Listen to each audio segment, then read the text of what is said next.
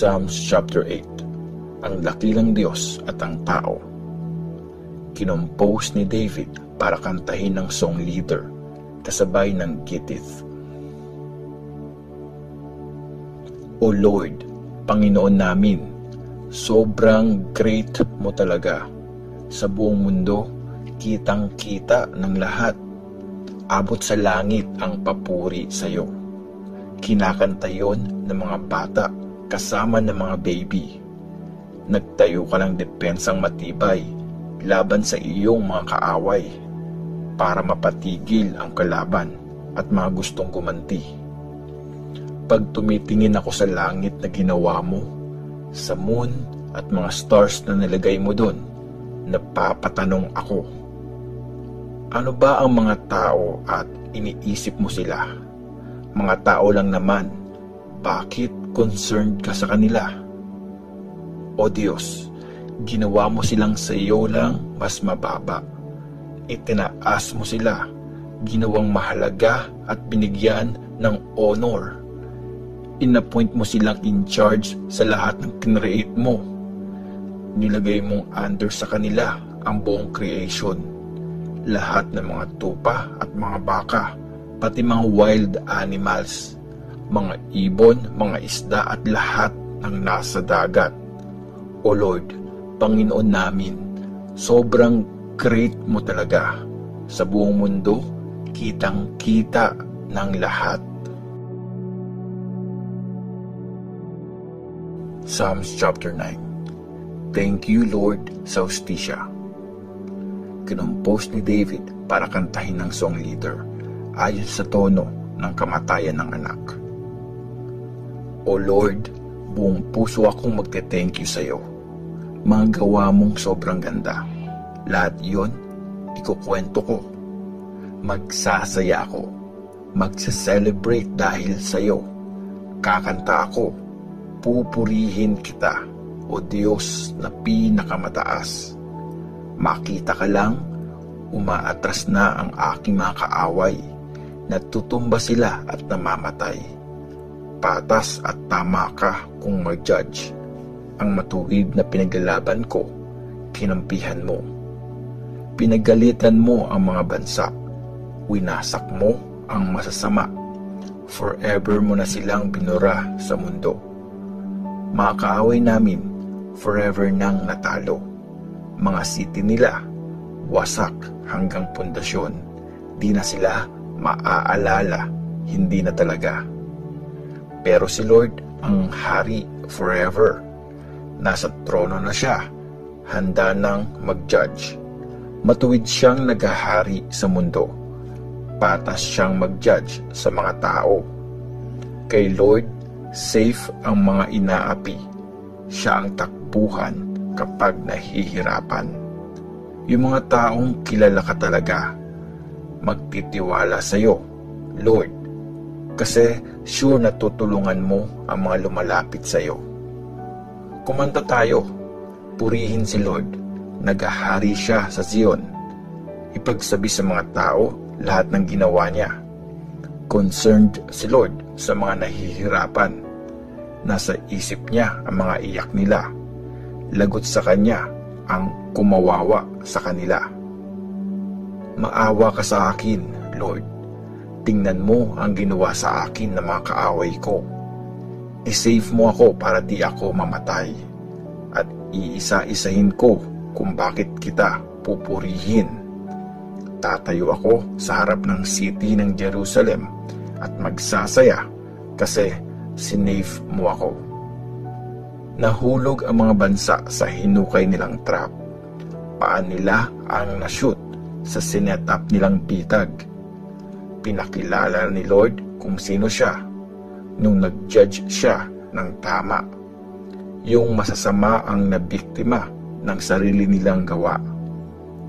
Sa mundo ng mga patay, titiretso ang masasama. Silang lahat na nagre-reject sa Diyos. Hindi laging pababayaan ang mga mahihirap. May pag-asa pa rin para sa walang-wala. Kumilos ka na, Lord. I-judge mo ang mga bansa sa harap mo. Yang mga tao, Huwag mong hayaang manalo. Takutin mo ang mga bansa, Lord. Iparealize mong tao lang sila.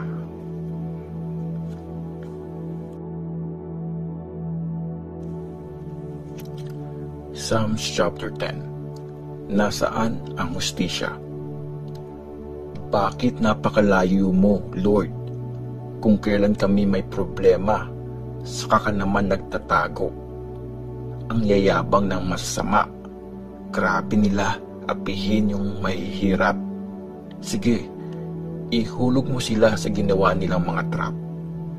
Proud ang masasama sa mga gusto nilang ma-achieve.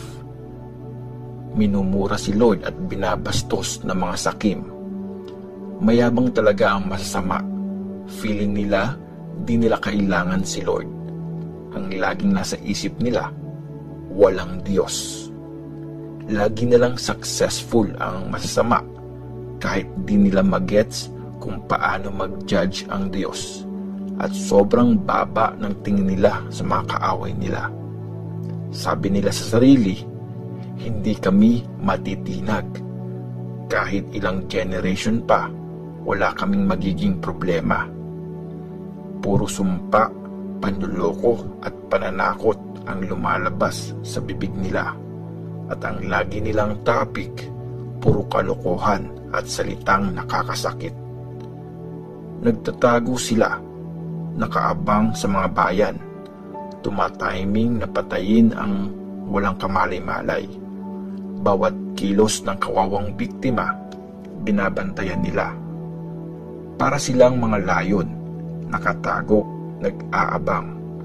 Ready nang sunggaban ang mga mahihirap. Tinatrap nila, saka kinakaladkad. Mga kawawang biktima, ayun, nakahandusay. Wala silang laban sa lakas ng kaaway. Sa isip ng masasama, walang pakialam ang Diyos. Hindi na niya kami tinitingnan, kaya di niya kami makikita. O Lord, parusahan mo na ang mga masasama. Yung mga naghihirap, huwag mong kalimutan. Bakit yung masasama? Iniinsulto ka. Sabi pa nila, hindi kami pananagutin ng Diyos. Pero nakikita mo lahat. Hindi mo ini-ignore ang may problema at nahihirapan. At lagi kang ready na tumulong. Ang mga kawawa, sa iyo lang umaasa. Ikaw ang laging tumutulong sa mga pinabayaan. Basagin mo ang lakas ng masasama. Parusahan mo sila sa mali nilang gawa hanggang sa tumigil na sila. Si Lord ang hari forever. Mapupura sa lupain niya yung sumasamba sa ibang mga Diyos. Lord, dinig mo ang prayer ng mga kawawa. Kaya gagawin mo silang matatag. Makikinig ka sa kanila. Ibibigay mo ang hustisya sa mga inaapi at ulila para wala nang kahit sino ang manakot sa kapwa.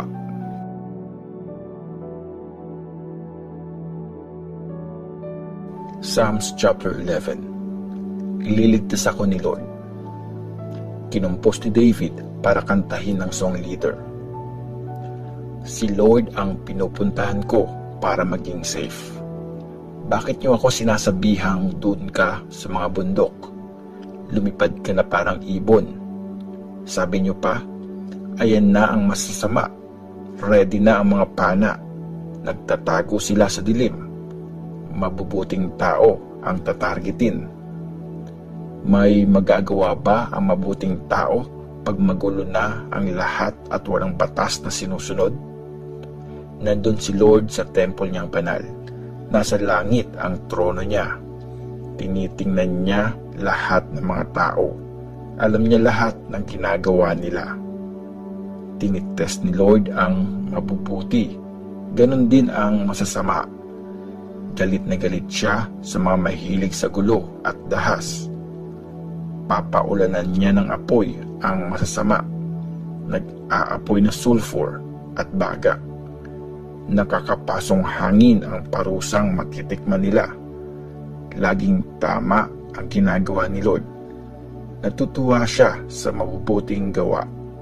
Yung mga gumagawa ng tama, mabubuhay na kasama siya.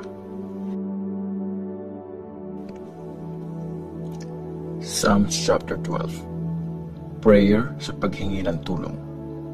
Kinumpose ni David para kantahin ng song leader, kasabay ng tugtog ng Sheminith. Tulungan mo kami, Lord. Wala nang mabuting taong natira. Mga taong tapat, wala na talaga. Puro sila sinungaling. Sila naglolokohan. Ang gaganda ng sinasabi, kaplastikan lang pala. O Lord, putulin mo ang dila nila na malakas mambola. Isara mo ang bibig nila, ang yayabang. Sabi nila, basta sinabi namin, yun ang mangyayari. Kami ang masusunod. Wala kayong pake sa gusto naming sabihin.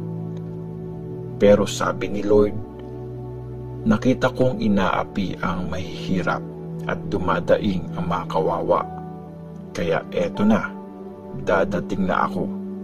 Ibibigay ko yung pag-iingat na hinahanap-hanap nila. Pag si Lord ang nangako, totoo yun at maaasahan. Gaya ng silver na 7 beses pinadaan sa apoy para maging pure.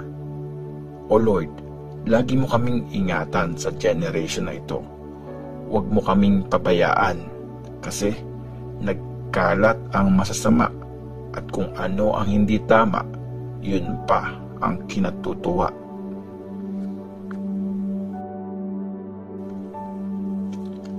Psalms chapter 13.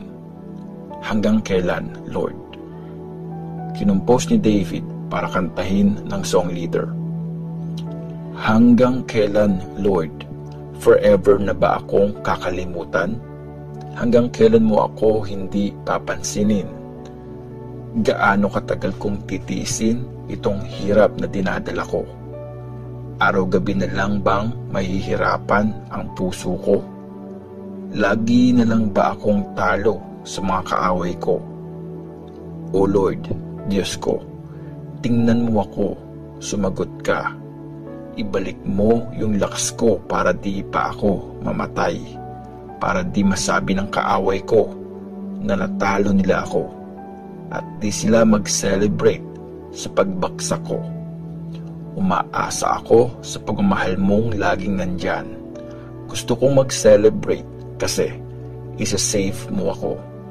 Kakantahan kita, Lord, kasi grabe, sobrang bait mo sa akin.